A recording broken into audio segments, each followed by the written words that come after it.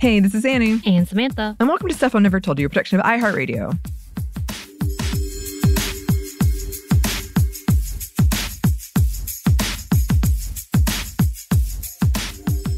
And welcome to another episode of Monday Mini. I will say this is kind of a surprise Monday Mini because I had another topic planned and it did not work out.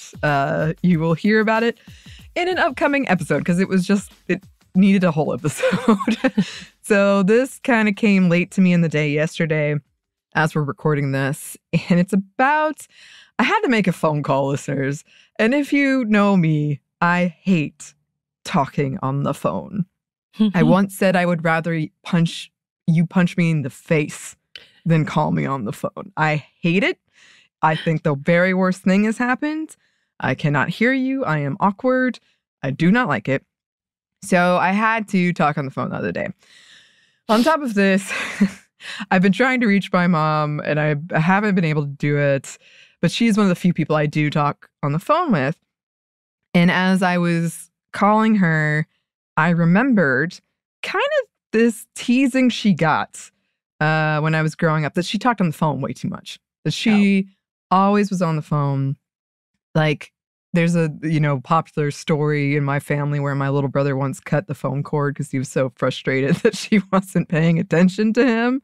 And it got me thinking about this trope about how women talk too much. Like they talk way more than men. In this case, I was thinking specifically about the phone. But I found some research on this, but I will say this is going to be a brief, broad explanation, and it's more Western oriented. So keep that in mind. So there is probably a lot more we could say about this.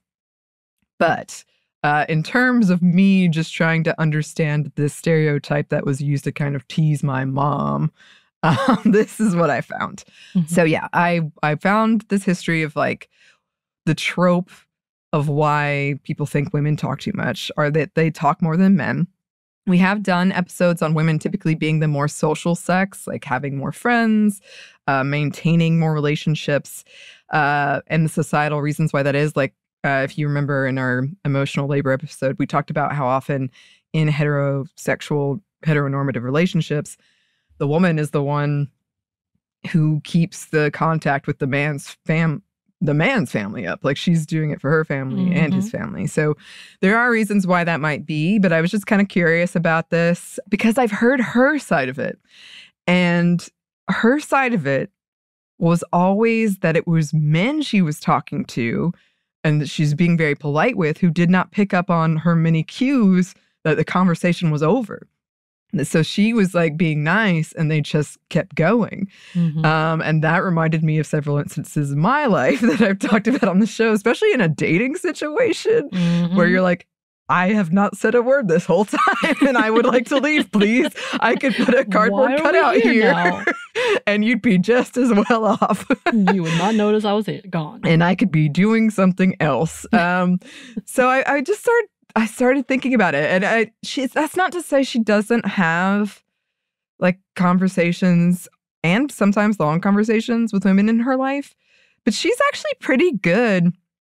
And sometimes I feel like this is my fault because I'm always so busy, and that's sort of a thing that doesn't make me feel great. But she's pretty good at being like, okay, we're done. This conversation has gone on. I can tell I have to do stuff. You have to do stuff. That's how she is with me, and I've heard her like that with her sisters, her female friends. So I was just sort of thinking about this, and especially in terms of like kind of that very heteronormative joke of like the husband being annoyed at his wife because they're late because she was on the phone, or makeup and hair and all of that other stuff. But like she was on the phone.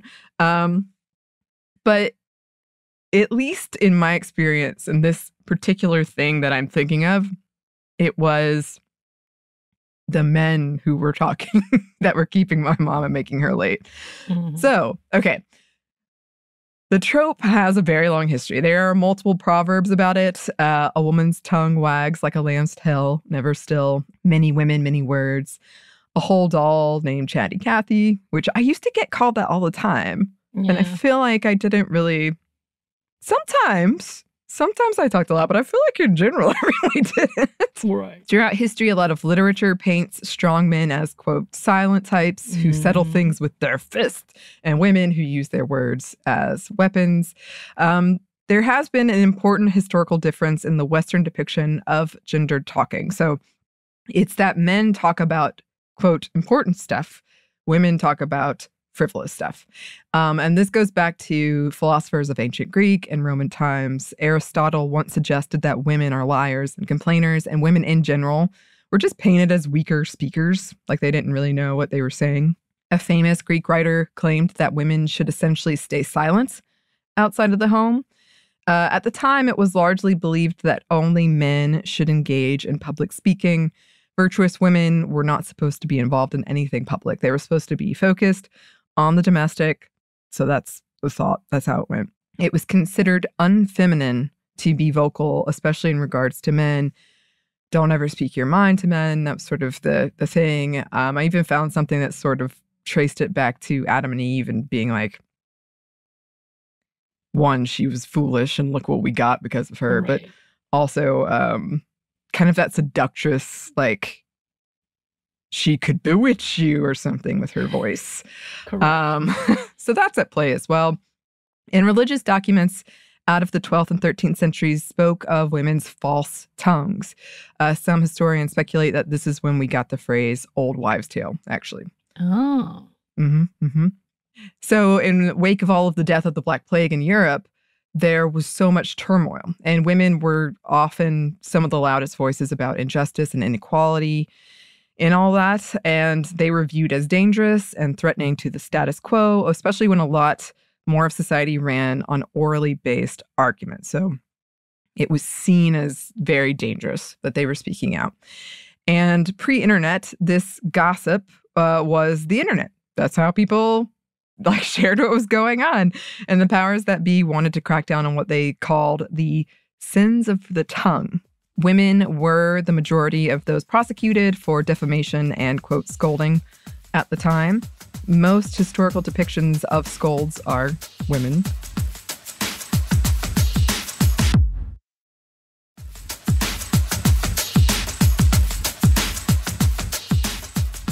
Just the use of the word gossip harkens back to the idea that women's talk is frivolous and it's unimportant, like how we view it today. When you use the word gossip, it's often got that connotation. At one time, that word meant godparent, which was generally used for folks at a christening. However, as time passed, it pretty much came to just refer to women at such an event. And then after more time passed, it was associated with women talking frivolously. Once again, during the 18th and 19th centuries, quiet, modest women were prized. That was like an admirable trait. When they did speak, they had very high expectations to meet. Their words had to be measured and calculated. A quiet, respectful to a man woman was desired. A loud, shrill woman was not. And I know immediately your feminist bells are probably ringing because that word shrill has been used so many times against feminism. And that does bring us to modern day comparisons because we are still feeling this to this day. It's in how we police and judge women's voices, how much we talk. Classroom studies have found boys take up a majority of speaking time. Boys were also called on more frequently, but the teachers largely reported the girls were taking up more time, even though that wasn't true. Yes, the boys were also more likely to interrupt the girls, which we've talked about before. Studies into the professional world have suggested that this rewards men for speaking, but punishes women for speaking. So, of course, they aren't going to voice their ideas, concerns, what have you, as much if that's the case. So men speaking up, you get lauded, you get promoted. Women speaking up, you get judged, you get ignored. This is a very broad strokes. There's a lot of nuances here.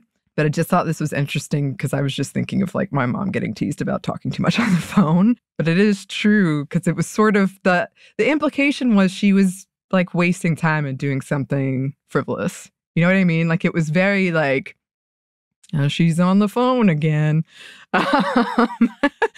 And when women do speak up in traditionally male spaces, I think that it is going to get noticed more, not because of the substance of it, unfortunately, but because it's, quote, different, because it has been a traditionally male-dominated space. So if you think about a lot of the things we talked about on here before about just our experience being on a podcast and using our voices, there's so much like concern about women in vocal fry, never mind that men do it too, about women not being trustworthy, not knowing what they're talking about, not being credible, using speech modifiers like, all of these things to judge and dismiss what a woman is saying. And yet, the stereotype is that we can't stop talking. I also think, going back to this whole thing on the phone, it makes sense to me that women who were largely expected to stay at home and clean and take care of your kids and cook, all of these pretty isolating things, that you'd want to talk to people on the phone. And this was before the internet. So it was also a way to get advice. We talked about that in our episode about Betty Crocker. Like, you couldn't just go online and be like, hey, I need a recipe for this, and I don't have what's in the book that maybe you had or whatever. People would call other people, or they would listen to Betty Crocker on the radio in this case. But that just makes sense to me. And it also, like, you didn't have a cell phone. You weren't texting. Right. It's like, this was how you did it. Right. And oftentimes they're isolated. So they're just trying to find companionship. Of course, like if they were expected to be a stay-at-home mom and they had just kids like to talk to, and they were, and then they weren't like the subdivisions now. Some sure, but like not to this level.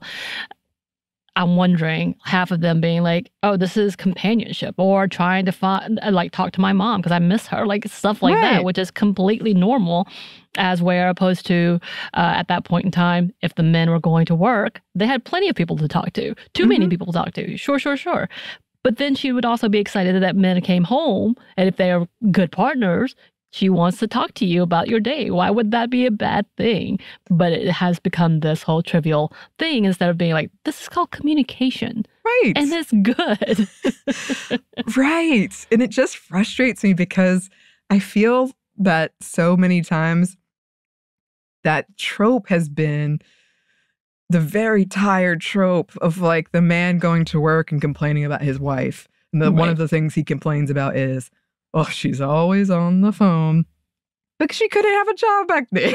Like, she couldn't like have line of credit. She was supposed to stay home. Yeah, I'm gonna talk on the phone. Right. It's just, it annoys me. Even as a kid, I was kind of like, I don't get this. I don't like this. I don't understand. Yeah.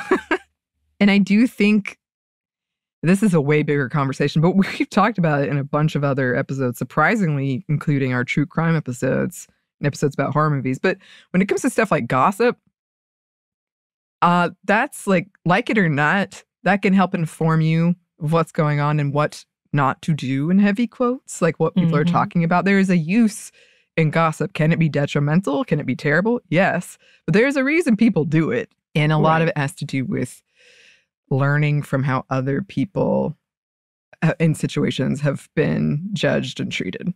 So, again, this could be, there's a lot more here, but this is a quick primer on what I found about this trope. So we'll probably revisit one day, but in the meantime, listeners, let us know if you have any thoughts on this or any experiences about this. Again, this is pretty kind of Western American oriented, but if it's different in other countries, please let us know. You can email us at stephanie@momstuff@iheartmedia.com. You can find us on Twitter at momstuffpodcast or on Instagram and TikTok at Stuff I Never Told You. We have a TeePublic store and we have a book you can get wherever you get your books. Thanks as always to our super producer Christina, our executive producer Maya, and our contributor Joey. Thank you. And thanks to you for listening. Stuff I Never Told You is a production of iHeartRadio. For more podcasts from iHeartRadio, you can check out the iHeartRadio app, Apple Podcasts, or wherever you listen to your favorite shows.